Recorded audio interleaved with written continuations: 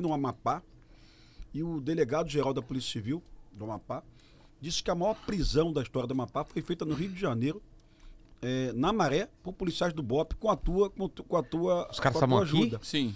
Era do Imperador, era um bandido Sim. do Amapá que respondia por 100 homicídios. 100? Então, a prisão dele no Rio de Janeiro pela PM do Rio resultou na queda dos homicídios no Amapá. Exatamente. E a polícia do Amapá veio pedir ao Menezes esse apoio, ou então foi direto ao Eresteu, não sei, ou então foi direto Foi no Irá. ao Irá. Foi pedir Mas esse com apoio o meu conhecimento. Né? sem, assim, no meio da DPF 635. Então o Menezes ainda tinha que justificar essa operação. Essa é a justificativa. Uma né? operação que é reduzir a morte de pessoas de periferia do Amapá, prender um baita de um assassino dentro do terceiro comando. E mais interessante disso, a Polícia Civil do Amapá não conecta com a Polícia Civil do Rio de Janeiro. Conecta com a polícia. Não por má vontade, não, pelo amor de Deus. Porque sabe que a PM do Rio de Janeiro que tem condição logística técnica para ir. Logística de entrar. E eu estou só para um exemplo para ilustrar, porque. A gente pensa que é só local, né? Não, exatamente. Influencia E todo aí, o Brasil. eu queria falar com você, Vilela.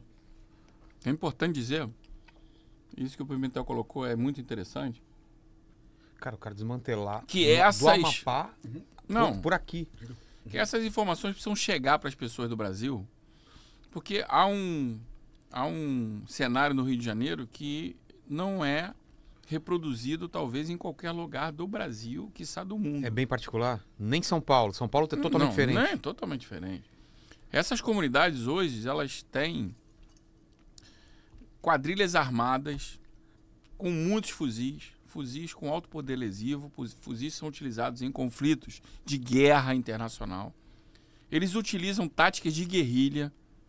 Nós tivemos na nossa operação, isso eu vou dizer no desenvolvimento, os nossos policiais tiveram que romper barricadas, são verdadeiras obras de engenharia, são perfis metálicos, concretados no chão, soldados, muitas das vezes eletrificados, que Nossa. só podem ser rompidos com maçarico ou com explosivo TNT, explosivo de pedreira, E é pra impedir a para entrada impedir e de... retardar a nossa chegada. Eles, no dia da nossa chegada, eles tombaram diversos veículos nas barricadas, colocaram os veículos tombados, incendiaram os A veículos. gente viu imagens. Simultaneamente da nossa chegada na comunidade, por volta de 4 horas da manhã, Aliás, nós tem tínhamos imagens mais disso, né? de 20 focos de incêndio Vou pedir de pro barricada. Paquito colocar na tela essas imagens. Nós tínhamos várias imagens, várias ruas de acesso ao complexo do Alemão estavam com trincheiras com mais de 1 metro de profundidade. Cara, Eles cavaram trincheiras. Esses narcoterroristas, eles estão com um treinamento militar, de conduta terrorista, com ex-integrantes de Forças Armadas, ex-integrantes de Forças Policiais. Meses atrás, a Polícia Civil prendeu aqui no Rio um ex-cabo do BOPE, que foi excluído, tá? Ele cobrava R$ 1.500 por hora de sessão de treinamento para traficantes. R$ 1.500 por hora. Coach do crime. Coach da do morte. crime. É. Então é importante que se diga, porque algumas pessoas vêm falando assim, pô, comandante, eu tenho georreferenciamento do local que o meu alvo lá do Amapá, que o meu alvo lá do Amazonas, do Pará, liderança, eu tenho a casa, eu tenho Onde ele georreferenciamento de onde ele está. Por que o senhor não vai lá e prende?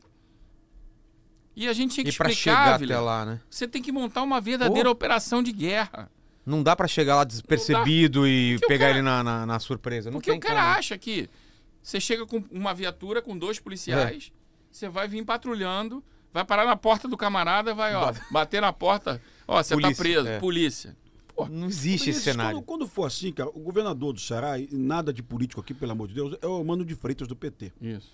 que está tentando resolver a situação do Ceará. O secretário lá... É o nosso Roberto Sá, nosso espetacular. Nosso amigo, ex-integrante do BOPE, nosso e amigo. também da Cavalaria. Sim, também. da Cavalaria. Isso. Então, assim, a gente não pode dividir essa responsabilidade, chamar os policiais do Ceará para cá, olha, venham para o Rio. Não, eles vieram. Aliás, tragam o Ministério Público do Ceará Eles também. vieram. O chefe do GAECO veio. Veio? Na Operação da Rocinha, Sim. que estava o governador, em que a gente teve aquela imagem. Sim. E a perspectiva é que iria acontecer esse mesmo confronto na mata, porque a gente estava com policiais infiltrados ali. Sim. Mas eles, como a mata ali é muito extensa e o terreno é muito íngreme, o posicionamento dos policiais do BOPE estava numa região que a gente levantou que era utilizado costumeiramente por eles como rota de fuga. Vilela, um parênteses, ele está falando de uma operação anterior a essa do Alemão. Isso, certo. na Rocinha. Contra o Comando Vermelho na Rocinha. Mas para prender as duas lideranças, o Cearense. 12 e o ZN. Tá. Os Eles cearenses, tinham só- mandado de prisão e eles tinham, efetivamente...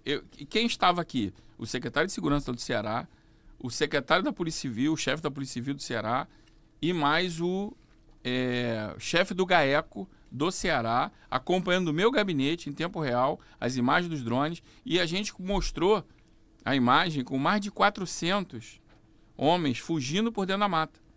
A mesma modus operandi Daquela outra. que é essa do Complexo Alemão. É. A gente também estabeleceu uma linha de policiais, né, que a gente denominou aqui no Muro do Bop, mas eles pegaram um outro caminho de uma outra trilha que é uma mata, porque as pessoas acham também que é fácil operar nessa região. Não é fácil, é dificílimo.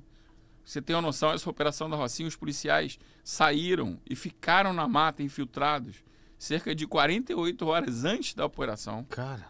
Eles caminhavam cerca de 8 a 10 horas por dia. É bem disso que o Vilela não sabe. É a maior floresta urbana do mundo, tá? É? O Parque Nacional da Tijuca. Ela É, tem a Floresta da 144 quilômetros quadrados de comprimento. Então os policiais do BOP chegam não pela Rocinha. Eles chegam para o outro acesso. Então eles Exatamente. caminham para chegar aí 8, 10 horas por 10 dia. horas caminhando. Né? Exatamente. Com a comida. Com mantimento, com material de acampamento. E, Mas e a você- guerra na selva, tá? E a guerra na É selva. guerra na e, selva. e munição pra caramba. Não, munição pra caramba. Então, assim, então isso foi importante pra gente dizer qual é o cenário. Pode tocar? Então, é importante essa questão que o Pimentel trouxe, que as pessoas dos outros estados entendam que o cenário da segurança pública que os policiais operam, desenvolvem seu trabalho, é muito diferente da realidade de outros estados. Obviamente que já há um movimento, e o governador Cláudio Castro é muito feliz nas colocações dele, em que, nas palestras que ele faz, inclusive na palestra que ele fez para os governadores que vieram aqui no Rio na visita de apoio, ele disse o seguinte: aqueles governadores, aqueles estados que ainda não passam o que a gente passa, certamente passarão. Porque é um modelo que está se Tá sendo reproduzindo replicado. para Guarujá, né? todos os estados da federação. A gente teve a experiência Você de já Guarujá. tem controle territorial, expansão territorial na Bahia, no Rio Grande do Norte, Ah, é? no Ceará, no Pará. Você tem no Ceará, isso. inclusive, é importante que se diga, o município de Carindé, existiu uma apuração que foi feita, muito bem conduzida pelo Ministério Público, em que um prefeito foi preso por ligação com o Comando Vermelho, dando conta que o Comando Vermelho interferiu no processo eleitoral, ou seja, financiando a campanha. Obviamente que a apuração que aponta isso, que o prefeito eleito é envolvido com o Comando Vermelho, e a Justiça Eleitoral determinou uma nova eleição que ocorreu há 2 domingos atrás. Então nós já É temos... a definição de narco-estado, Menezes. É narco-estado. Isso Pois é é. narco-estado. Pois Nós é. temos casos concretos no território brasileiro de interferência e de infiltração dessas facções nos poderes públicos, Isso que foi descoberto, né? Imagino que deve ter ainda. de Eu representantes. citei, Vilela, também uma vez contigo o caso de João Pessoa, também, É. onde a esposa do prefeito foi presa pela Polícia Federal, não transitou em julgado, deixar isso claro, faltando 5 dias para a eleição, acusada de ter relação com a nova Al-Qaeda, que é a facção mais poderosa de João Pessoa. Então isso que o Menezes trouxe para a gente é o narco-estado funcionando já no Brasil, lembrando que não transitou em julgado, tá? Sei. Mas isso, se a Polícia Federal tiver razão no inquérito, isso já é um narco-estado. E aí, a gente entender que para se cumprir, para que a gente adentre nessa região, a gente precisa montar uma operação de guerra. Uma operação realmente voltada ao objetivo, ao alvo que a gente Qual é a pretende diferença chegar. de uma operação normal para uma operação dessa de guerra? Não, operação de guerra em sentido figurativo. Não, claro, uma mas- operação policial, todas elas. É porque o volume de pessoas, É a a logística escala. empregada, a escala é apenas Entendi. uma afirmação figurativa. E porque eles também utilizam tática de guerrilha. Sim, tá de guerrilha. Mas então, voltando à questão principal, essa operação, ela nada mais foi do que uma fase da Operação Contenção. Essa Operação Contenção é uma política permanente da segurança pública, que eu disse dos eixos anteriormente, etc. Isso chega para a gente 60 dias antes da operação e a gente, na área técnica, começa a trabalhar em várias frentes, buscando uma modelagem específica para que o objetivo fosse atingido. Então, Vilela, a gente buscou uma análise criteriosa e minuciosa de relatórios de inteligência para entender o que a gente ia enfrentar. A gente passou a analisar um robusto material, volumoso material de imagens produzida por drones, inclusive imagens noturnas, com drones com câmera de calor, para a gente entender a movimentação dessas quadrilhas, a função de cada liderança nessa quadrilha, a forma que eles se colocavam dentro do terreno, quantas seguranças existiam em cada acesso, em cada viela, né, em cada escadaria, em cada subida da comunidade. Preciso que as pessoas entendam que o Rio de Janeiro ele é caracterizado por regiões montanhosas, né? Então, a grande maioria das comunidades do Rio de Janeiro estão instaladas nos morros. Né? Isso é uma dificuldade. É uma dificuldade maior. Porque, tem vantagem, né? Porque aí vai de encontro à ocupação. E o Pimentel sabe muito bem disso. Numa tática militar em que você opera num relevo acidentado, montanhoso, quem ocupa a parte alta está sempre em vantagem a um oponente que está progredindo numa parte mais baixa.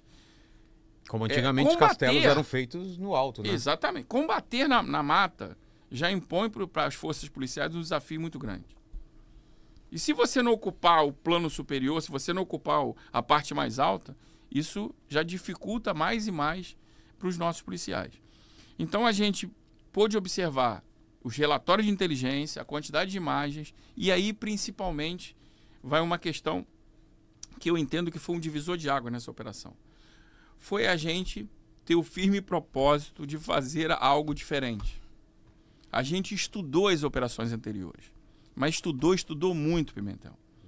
Porque havia, de forma recorrente, essa prática dos criminosos de utilizar a área de mata como rota de fuga. Isso gerava um grande descrédito, gerava um desânimo, gerava uma sensação de impunidade para a população, inclusive de incompetência, de falta de planejamento, o que não ocorreu.